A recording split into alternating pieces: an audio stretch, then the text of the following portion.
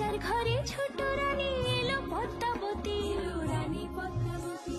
রাজার আরো 6টি রানীর ছিল না সন্তান, পদ্মাবতীর কোলালোতে মিলল সমাধান।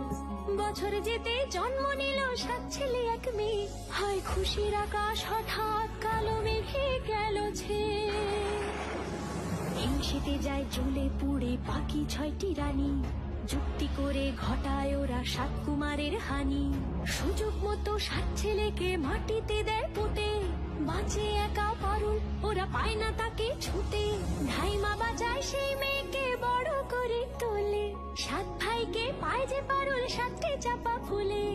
এত কিছুর পরেও রাজার বিপদ যে কাটে না, সূর্য নগরে সুখের সূর্য আর ওঠে না।